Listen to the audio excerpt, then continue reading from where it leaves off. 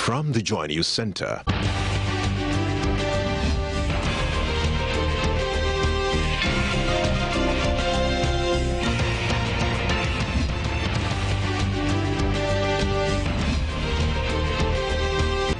This is News at 8.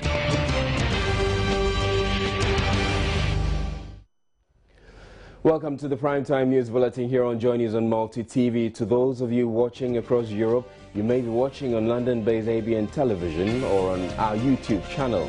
My name is Israel Lai. In this edition, judge trying alleged accomplices of convicted drug trafficker Nayeli Amefofe threatens to strike out the case over delays by the state to conclude its investigations.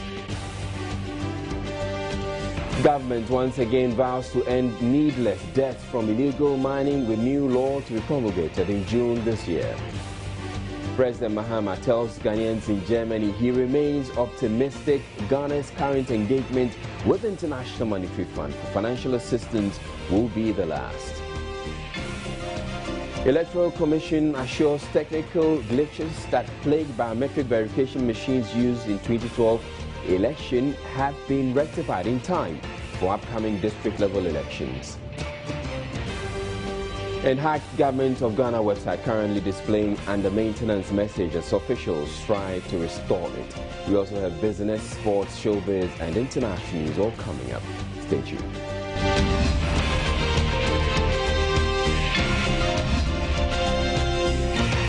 News at 8 with Israel Lai.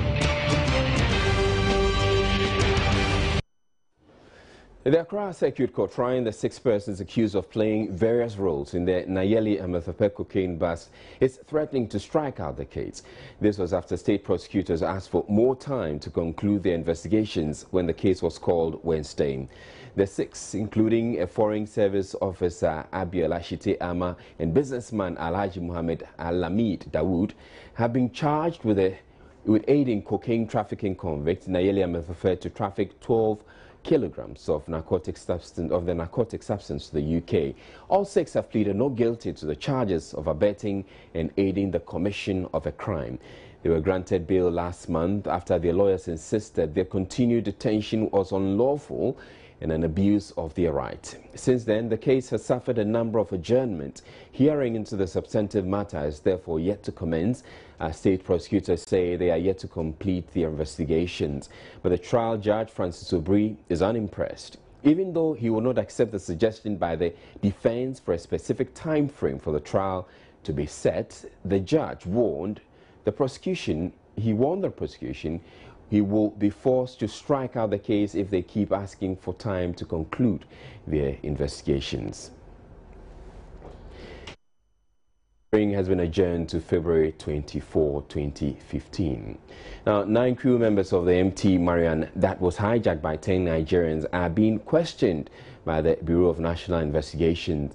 The MT Marian crew suffered a pirate attack last Saturday and have since been confined to their ship, which the BNI is assessing as part of its investigations. The Ghana Navy intercepted the ship, MT Marian, on Saturday and arrested 8 suspected pirates who attacked it. Several weapons were retrieved from the suspects.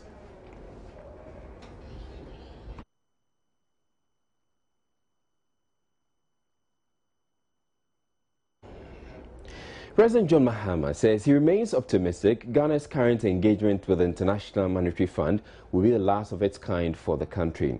Describing the circumstances that compelled Ghana to turn to the IMF as suffocating, the president said, among others, international rating agencies compounded the situation with the downgrading of the economy, despite efforts at turning it around. He was addressing the Ghanaian community in Germany, where he is currently on an official visit. After you pay item 1, that is compensation, salaries and wages, then you have about 30% of revenue left to deal with education, to deal with healthcare, to deal with school feeding, to deal with all the other obligations that government has. And so that is the suffocating stage that we had reached. And we had tried to balance it out ourselves. We did a homegrown policy for fiscal consolidation and all that. But the international financial world is a very wicked place. And so despite all the efforts we made to try and fix this problem ourselves, I mean, there was no confidence that we could do it ourselves. And so we kept getting the Moody's and the Fitches of this world downgrading us every day and making your, borrowing even more expensive and, deterring investors and all that who adopted a wait-and-see attitude. We took a decision to go to the IMF. And so we've negotiated with the IMF, and it is my hope that in the next several weeks we will sign onto a program. But since we did that, the economy has stabilized. The cedi was devaluing very steeply.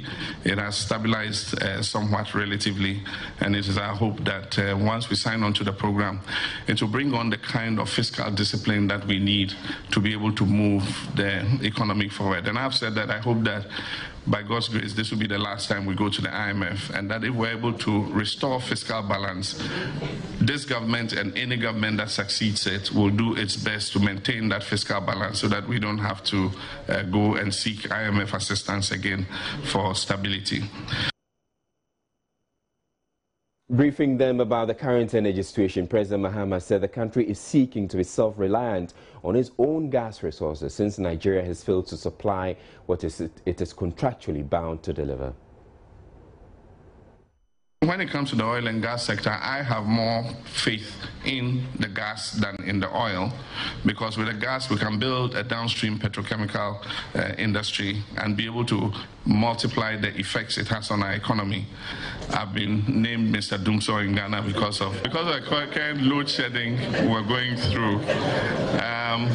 The current load shedding we're going through is the result of several factors. We receive gas from Nigeria. Since we signed on, it has not been as reliable as we had hoped. And in the agreement, all that they do is they pay us a penalty for not being able to meet the standard. So recently they paid us $10 million. But what is $10 million compared with the power that you're not able to produce for your industries and your business? So it means that we must look at our own gas reserves and see how we can produce enough gas to be able to ensure energy security for Ghana. Ghana has the highest electricity access in West Africa. So despite our doomsaw, 76% of our population, when power is available, have access to light. President Mahama assured the Ghanaian community the country's development is on track and elaborated his government's transformation agenda, noting blame games are not the way to go because every government, irrespective of its nature, takes the nation a step forward. The job President Nkrumah faced was very difficult because that was independence. He had to start the whole ball rolling. Professor Buzia came and continued. Even in the period of military government at Champong and everybody contributed at least something to this country. Even for the military dictators at Champong, all the low-cost housings that were built all across the country were built by General Champong. And so, however bad a government is, it contributes to moving the nation forward. And other people take over and continue. We're doing our best to move the country to the next stage. Somebody else will take over and continue to move the country forward. At any time that you are in control and you're leading, all responsibility for everything that happens is yours. The blame game won't take us anywhere. And that's why I avoid blaming anything on the past or any leader. I am able to move this country faster because of what Rawlings and Kufuor and Atta Mills handed over to me. And by the time another president comes, he'll be able to move the country faster because the ball has started rolling already.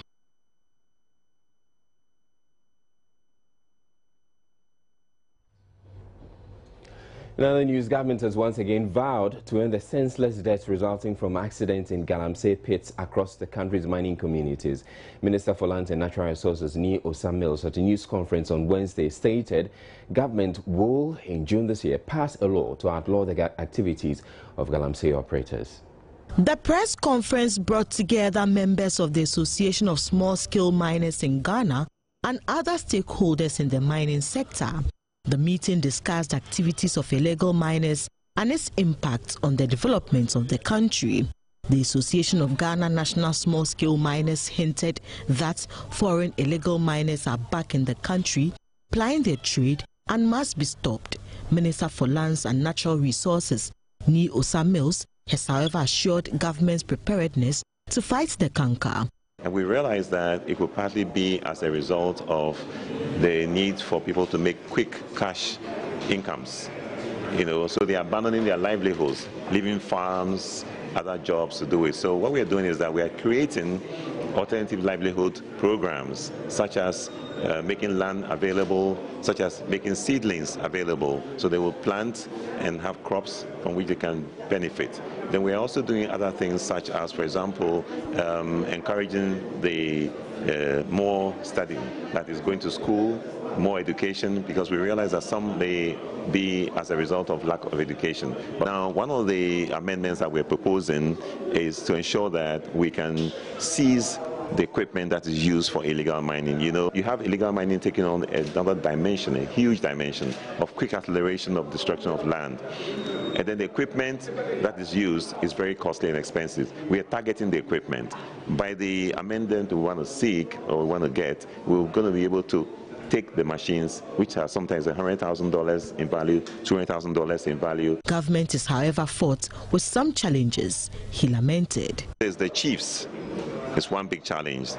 Chiefs in the communities encourage illegal mining. They give the land to those who want to do illegal mining. They more or less supervise it, and then they collect part of the proceeds. So we're looking at how to get at the chiefs. It's difficult in Ghana in terms of chieftaincy because most of us do not want to, if you like, arrest chiefs and so on. But we are looking at going that hog if we have to.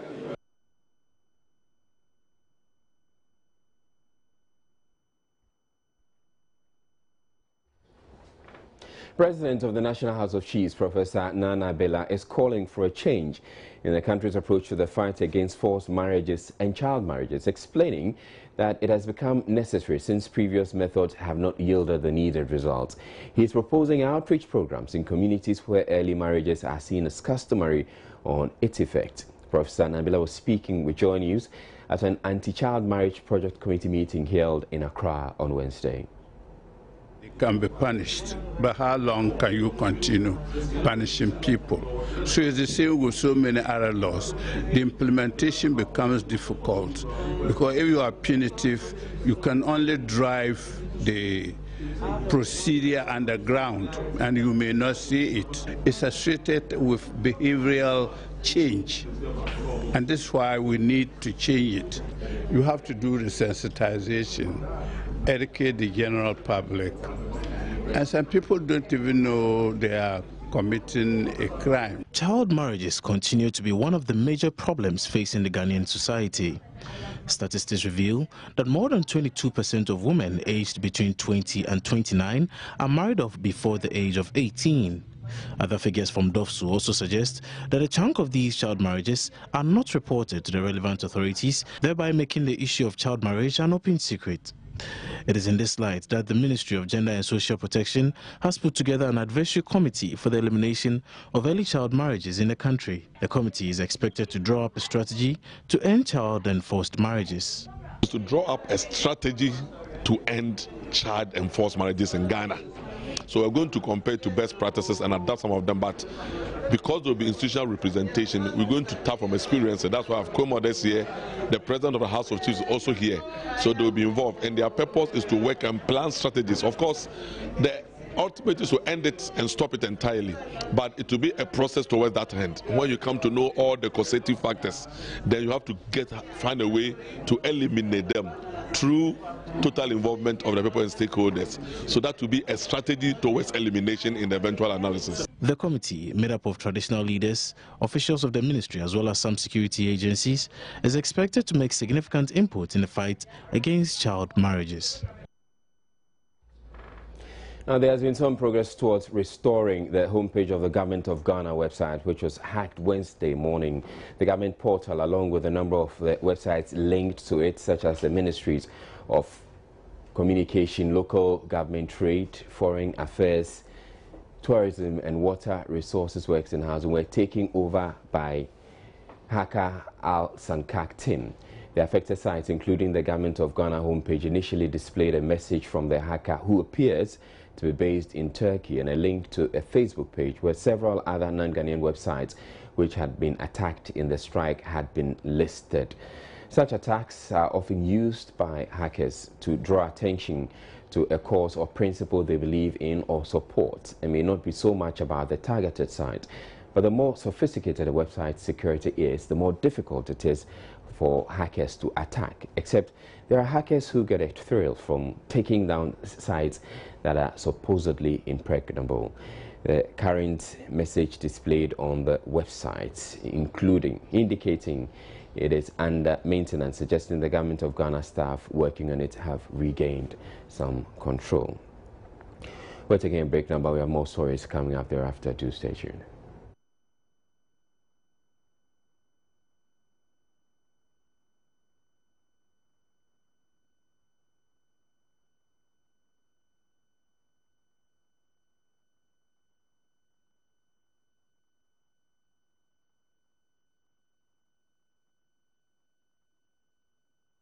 They play with words and narrate the current happenings in the country in a witty, humorous way. Their works make you laugh and forget your sorrows. Some are animators, comedians, cartoonists, and poets, but together they're called satirists who say their works are skewed towards teasing the issues out to get solutions to the many problems around us. Well, I'm sure you may have watched their videos, seen them perform on stage, or heard a couple of audios from them that went viral. Yeah, exactly. You know, people are used to we human beings sending out the message. So if it's in a different kind of way, let's say cartoons, of course, it's definitely going to stick in the minds of people.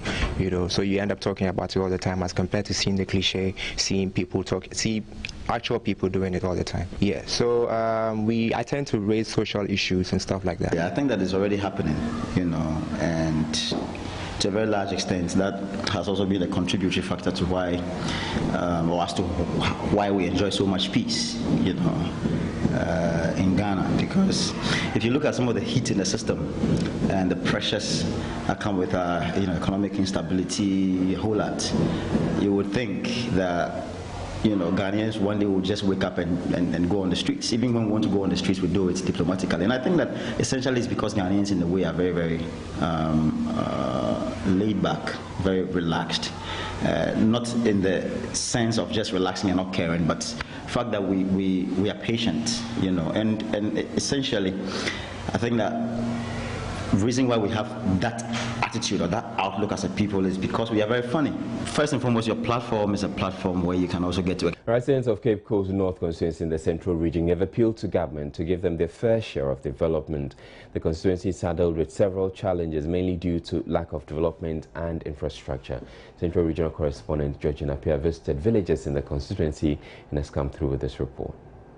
News visits to villages including Efutu, Dahia, Aquachrome and Yinsin, all in the Cape Coast North constituency, saw projects which, according to residents, have been abandoned since 2004.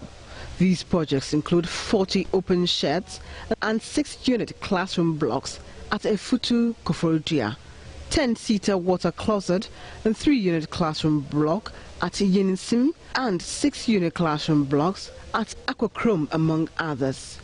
Usman is a teacher at Dahia English and Arabic School and was worried a 6-unit classroom block started during the MPP era in order to ease congestion in the school has still not been completed. The past government, that is the MPP government, have started putting up a new classroom block, a new classroom block for Dahia English and Arabic School, and up to now they have not even finished completing the classroom block, and we would like the government to intervene to come and find remedies to these problems. Elizabeth, resident in Efutu, however, claimed a market project started years ago has still not been completed, and that politicians come around during electioneering campaigns to make promises which they fail to fulfill, indicating that they will only vote again when their needs are met. Meanwhile, the Cape Coast Metropolitan Chief Executive, Priscilla Ahen, in an interview with Joy News, stated emphatically that her outfit will soon prosecute contractors who have abandoned projects for no reason, and that the Assembly is embarking on monitoring and evaluation exercises to ascertain the number of projects that have been left unattended to. This will therefore help the Assembly to quantify and add them to future developmental works. Some of the projects started somewhere in 2004, 2005, up to date. We don't even know the contractors. So what we're going to do is, some of them, we are just dealing with them. But whatever happens, we'll invite the contractors to come down, and then we'll sit down with them. The reason why they have abandoned the project. If it's because of funds, then we'll see how best the Assembly will resource them for them to complete the work. Now that we are getting something from our IGF, we don't want to be misusing the money. We want to use it effectively. That is the reason why we want to know some of the projects that are pressing, the immediate ones. A report by Georgina Apia. Now, barring any last-minute challenges, the Nzema East Municipality of the Western Region will have its fair share of the 50 Community Day Senior High Schools earmarked for this year. Checks by Joy News reveal work is progressing steadily at the various beneficiary communities, with that at Bamianko 80% complete. Western Region correspondent William Benjamin Peters, who toured some construction sites, reports the contractors are poised to meet the 18-month deadline for executing their projects. President John Mahama, during the 2012 electioneering campaign, pledged to expand access to secondary education. This promise was also to improve on the quality, equity and affordability of education by constructing 200 community day senior high schools to augment the existing ones. The current number of senior high schools are estimated to have the capacity of admitting only 60% of basic school graduates. Some MMDAs in the Western Region set to benefit from the construction of the community high schools include the Ahantan West and the Nzema East municipalities. At Sanko near this cove, one of the beneficiary communities in the Ahantan West district, Joy News noticed work was progressing steadily with the project at the substructure level. Some Quota Limited, which is executing the contract, has the excavation of strip foundation and column bases as well as a reinforcement work for blocks A, B and C all in place. Joy News gathered construction work started in November last year instead of March due to challenges with crop compensation, which was finally resolved by the District Assembly. The contractor has meanwhile assured the project will be completed within the specified 18-month period. District Chief Executive for Ahantan West, Joseph Dofoyena, who was on site to inspect progress of the work, told Joy News the Assembly is committed to ensuring the structure is completed on schedule and commended the President for the initiative he believes will help improve access to senior high education in the district. Work has started in November last year, and we are hoping that by March next year the work will be completed, or even earlier than that. If you look at the pace of work, is going on very fast. Meanwhile, construction is about 80% complete at Bamianko, another beneficiary community in the Nzema East district. Workers of Antarctic Construction Works Limited, the company executing the contract, were working on the last floor, with works on the 3 other floors completed when the news team visited the site.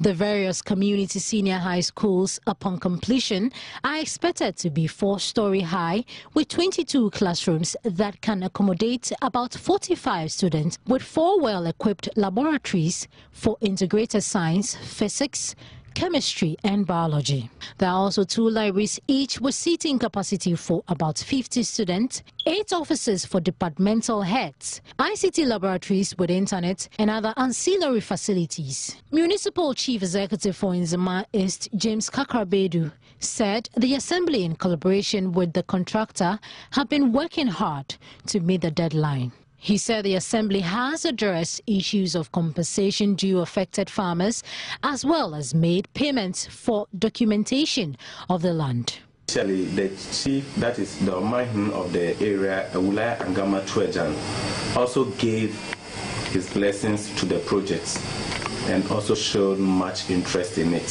He visited my office, conferred on me as to how we will go about.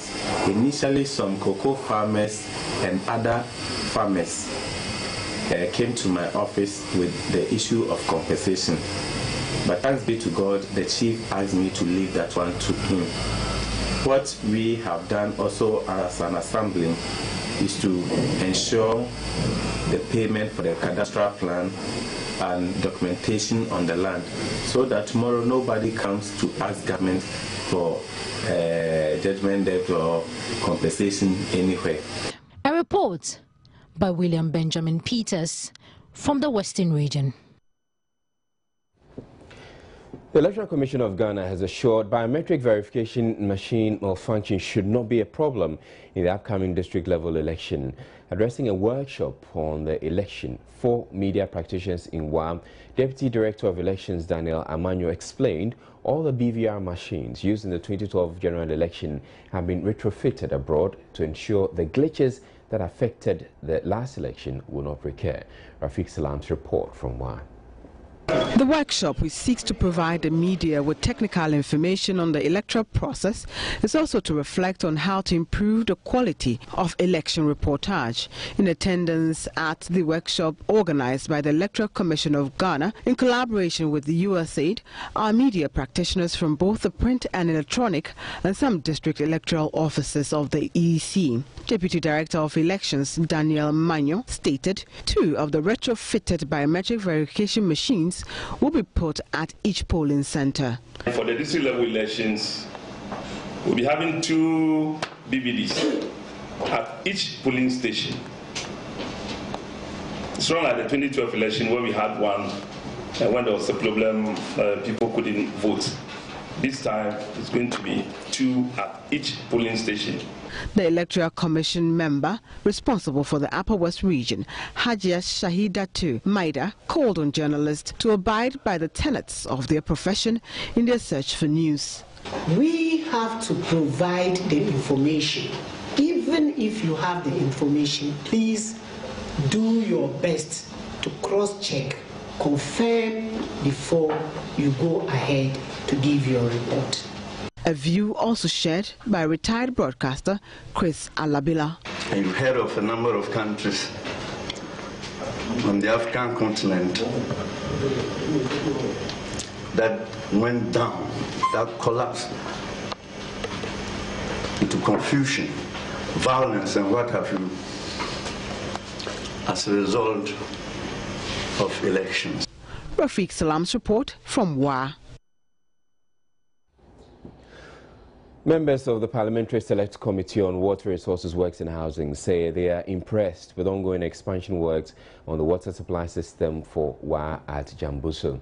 The project, financed by the Korean Exim Bank at a cost of $51.5 million, is to improve water supply to WA and its environs.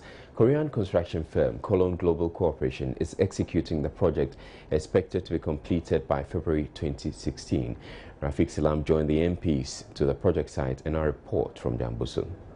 Having traveled to this place to see the source of the water intake and seeing the volume of work that is ongoing shows that the contractors are on course, and we believe that they will execute the project, all things being equal, on schedule. And so I think that both the RESEC and the DISEC within the area are all collaborating to make sure that this project materialize as early as possible. We are grateful to that. We approve the big loans, the floor of the house, and at least we have to acquit ourselves in what is happening.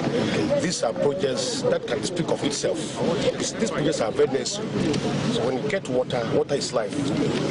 We we just get water for ourselves in order to alleviate the plight of young men and women who have to travel several kilometers to look for water without access. And this actually what we have seen. So I will not be that crap. People will say there's nothing going on here, but if you're here to see what's happening here, I think it's good for Ghana, it's good for Africa, and Ghana will be, at the end of the day, Ghana will be, they will be efficient in terms of water producing in this country. The project consultant gave an overview of the project. From the project, we are expecting to use 15,000 gallons, is 3,000 million gallons a day. As I said earlier, what we are producing, is producing is around 2,000 liters, and the demand is around 11,000 liters. So you see that value. So with this one, I think we will be able to. The members later visited other water project sites on the small water piped systems at Busa, Manwe, Sombo, and Nato. Rafiq Salam's report from Jambusu. Up next, we bring you international news. Now time to get you updated in the world of business. As always, my name is Abigail Adomakuenchi. Now, government has developed a national export strategy and its implementation framework to complement the existing national industrial policy. The program is to develop the non-traditional export sector to realize a set target of $5 billion in foreign exchange earnings within a 5-year period. Earnings remain shaky due to the over-reliance on a few primary commodities like cocoa, gold and now crude oil, whose prices government has no control over. Merchandise exports for 2014, for instance, reduced by 2.8% following the decline in gold prices. Government at the third Economic Outlook and Business Strategy Conference, which brought together local and foreign investors and private sector stakeholders to examine the export industry, therefore announced an export strategy to develop the non-traditional sector. The Ministry of Trade and Industry, through a multi-sectoral and stakeholder participatory approach, has developed a national export strategy and is also implementing a national export development program. The overall objective of the program is to develop the potential of the non-traditional export sector for the realization of a target of about $5 billion in foreign exchange earnings by the end of a 5-year period, ending around 2017. The thrust of the strategy is to strengthen stakeholder institutions and to provide direct enterprise-level support to beneficiary exporters to enable them expand their production. For economist Kwame Pianim, the export sector will require stable macroeconomic stability and particularly a permanent solution to the energy crisis to thrive. We can organize our own gas, streamline the gas from Nigeria to minimize that effect, but of course it means fuel is available, but the generation capacity may not be there. But it is an opportunity for investors to invest in thermal generation and move us from about less than 3,000 megawatts to about 5,000, 10,000 megawatts, which is what we need in terms of electricity. The outlook needs to be strengthened with action, with investment, prioritization of government policy, consistency in government policy. That's where we move forward. Trade and Industry Minister Dr. Ekospio Gabra, though, admits to the energy challenge, blames the situation on the democratized energy distribution system. In Ghana, just a little over 50% of our population live in urban areas, which means that in order to get the electricity to them, we have to stretch the electricity lines much longer to get to districts and villages. And the important point is that if you're going to establish a factory in a rural area where there's rubber growing, so you want to establish a rubber processing plant, or there's palm oil growing, so you want to establish a palm oil processing plant, or where there's cassava growing, you have electricity in that place. Whereas in other African countries, I wouldn't name them, but the closest African country to Ghana in the West African region, I believe, is Senegal, which has only 58% access to electricity. Most of the West African countries are below 50%. And when we talk about power shortages in Ghana, what we fail to do as Ghanaians is to appreciate the fact that if we wanted to be, if the residents of the capital cities wanted to be selfish, they could have kept all the power in less than the 10 regions of Ghana. and would have had power 24 hours a day. Investors, however, remain optimistic and want to invest more in the country regardless of the difficulties. Ghana has a good base of educated people, young people, and also a number of government incentives where we think is going to be quite good for us to be able to establish our business and to help Ghana as well. Ghana has a potential for the future, and well, in my opinion, future is now. If you don't take steps right now, you can never see the future. The Ministry of Trade and Industry, meanwhile, projects an improvement in the country's trade deficit in 2014 from a projected $2.6 billion to $1.3 billion, mainly due to increased exports on the back of higher cocoa prices. Abigail Adumakwenchi for Joy News. And we'll still stay with the Trade and Industry Ministry, and Sector Minister Dr. Ekos Piogabra has said the involvement of private sector equity in infrastructural development was necessary if the country decides to reduce borrowing. He says governments over the years have chosen to borrow because there are many banks around the world that are willing to give out loans when they could have involved the private sector. To our immediate past, I'm pleased to say that the government of Ghana has, over the past 5 years or so, succeeded in laying a solid foundation by formulating and implementing policies and programs that have significantly transformed the economic landscape of our country and created the necessary enabling environment for the private sector to thrive amid some challenges. And we had a country like China, one of the fastest growing countries in the world, admitting that they have some challenges. And I'm sure those in the Middle East will admit they also have some challenges.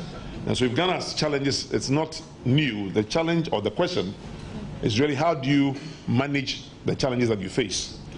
And one of the things we are doing is, after many years of borrowing too much, we are now emphasizing private sector development, using private equity and less loans. And that's why this forum is so important, because most people here are not coming to lend you money as the principal objective, but they are going to give you some equity alongside any loans that are necessary.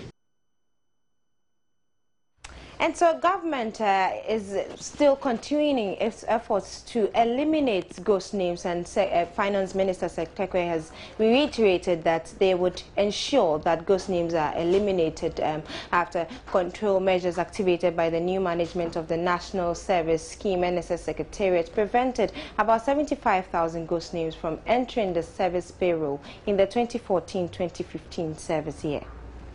Out today about the National Service Secretariat successfully being able to take some names that shouldn't have been on their payroll out. That will be good news, but what lessons are you learning from that? Again, there's an accounting element and there is other policy elements. One of the policies which have been stopped, which didn't come in the news, is the voluntary national service, where many of these were exploited. The compulsory one, you would know, because somebody has finished school. The school can provide the information. If it is voluntary, there is no such database, information flowing from Ghana Education Service to say A or B has finished school. So what has been done is a suspension of also that's one of the lessons. Suspension of the voluntary schemes, has been suspended in order that we can have a very solid means. If somebody wants to do national service voluntarily, you must be able to verify the person's background. This is the one that was exploited mainly. Did you play any role? It was the office of the president, based on information, BNI and others. Yes, but we did complement that for the controller. And one of the things we are doing is the National Service Secretariat is collaborating with the controller. So, for example, they are going to be paid electronically. No longer cash will be sent to be, they are not on the payroll. But ultimately, we may build a supplementary payroll, for that, in order that that can also be monitored well. So we are indeed, yes, playing, a role in it. And to the international front, Italian oil group Eni has warned oil could shoot up to $200 a barrel if the OPEC cartel fails to cut supplies. Eni's chief executive Claudio Descalzi said the oil industry would cut capital spending by 10 to 13% this year because of slumping prices. He says that would create longer-term shortages and sharp price rises in 4 to 5 years' time. Descalzi was speaking at the World Economic Forum in the Swiss resort of Davos. Politicians, economists and industry leaders in Davos have been voicing their worries over the impact of lower prices. Total and BHP Billiton both said on Wednesday that they would cut back on shale oil projects.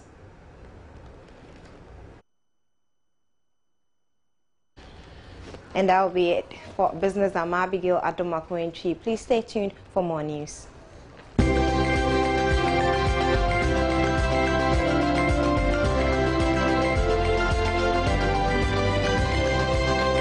Business News.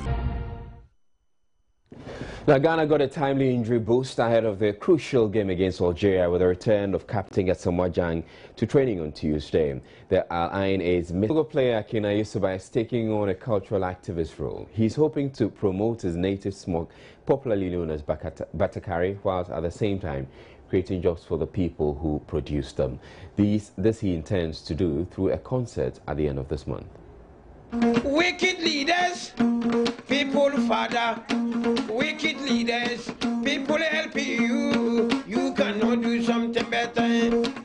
Yeah, wicked leader, come to vote, promise people. Ever since appearing on the music scene, Kina Yusuba has stayed true to his native fashion, rocking it both home and abroad. As if there were not enough promotion of clothes and footwear made in the northern part of the country, the My Father hitmaker is taking the promotion of his region's fashion a notch higher. On January 30th, 2015, Kina Yusuba will hold a concert at the Alliance Française known as the Batakari Concert. He tells Showbiz the rationale for the concert. Batakale, I think that our hometown Frafra called Batakale Damtika and Bana, and Batakale I think that everybody, an English name called Smoke. Okay. And Batakale is important for Ghana to promote Batakale, because Batakale is a handmade from Ghana. Like the one you wear. Yeah, what? The concert is expected to be graced by other indigenous music makers. And artists inside about the so One Love Kubolo and Yapono. Kina Yusuba is an award-winning artist renowned worldwide for his great music played from the traditional instrument, the kologo. And that'll be all for Showbiz.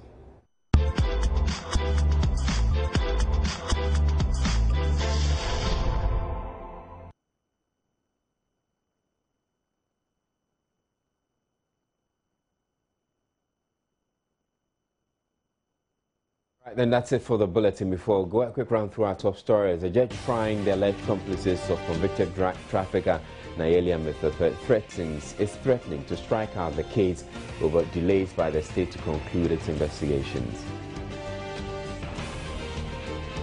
Government has once again vowed to end the needless deaths from illegal mining with a new law to be promulgated in June this year. President Mahama has told Ghanaians in Germany he remains optimistic Ghana's current engagement with the International Monetary Fund for financial assistance will be the last. The Electoral Commission has assured technical glitches that plagued biometric verification machines used in the 2012 election have been rectified in time for the upcoming district-level elections. And the hacked Government of Ghana website currently displaying under maintenance message as officials try to restore it. And that'll be all for the bulletin. My name is Israel. Thank you very much for watching. Have a good evening.